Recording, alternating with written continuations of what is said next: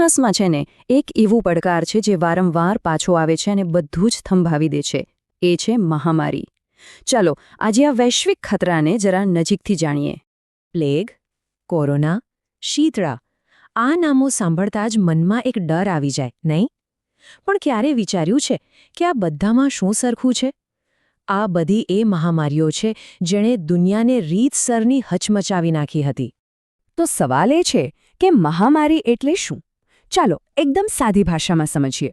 જ્યારે કોઈ નવો વાયરસ આખી દુનિયામાં વીજળીની ગતિએ ફેલાય અને લાખો લોકોને પોતાની ઝપેટમાં લઈ લે, ત્યારે એ બને છે મહામારી. બસ આમાં બે વસ્તુ સૌથી મુખ્ય છે: એની ફેલાવાની સ્પીડ અને એનો આખી દુનિયામાં વ્યાપ. અસર ખાલી આપણા શરીર પર જ થાય છે? ના, બિલકુલ નહીં.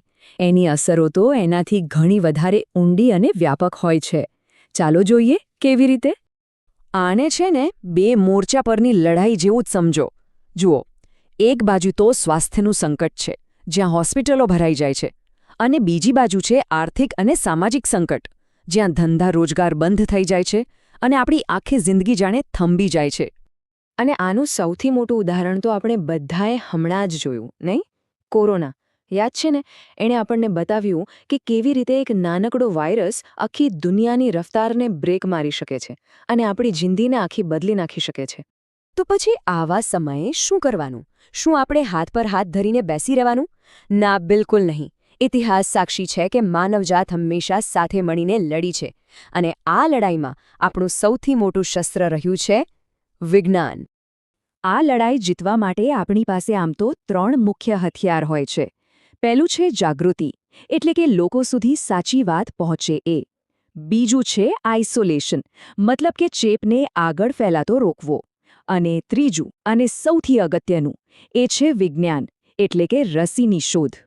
હવે જુઓ, આ કામ કોઈ એક દેશ એકલો તો કરી શકે નહીં. એટલે જ તો WHO જેવી સંસ્થાઓ આખી દુનિયા માટે ગાઈડલાઇન્સ બહાર પાડે છે, અને એના આધારે જ પછી હોસ્પિટલ્સમાં અલગ વોર્ડ બને છે, ટ્રાવેલ પર રોક લાગે છે, અને હા, નિયમોનું પાલન કરવું એ આપણા સૌની જવાબદારી બની જાય છે.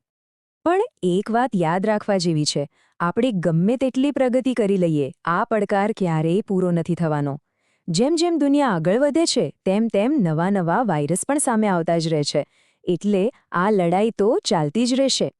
અને એટલે જ છેલ્લે એક મોટો સવાલ મનમાં આવે છે: શું આપણે ભૂતકાળમાંથી કંઈ શીખ્યા? કાલે ઉઠીને જો કોઈ નવી મહામારી આવે તો શું આપણે એનો સામનો કરવા માટે તૈયાર છીએ? આ સવાલનો જવાબ કદાચ શબ્દોમાં નહીં મળે. એ તો આપણી આવનારા સમયની તૈયારી જ બતાવશે.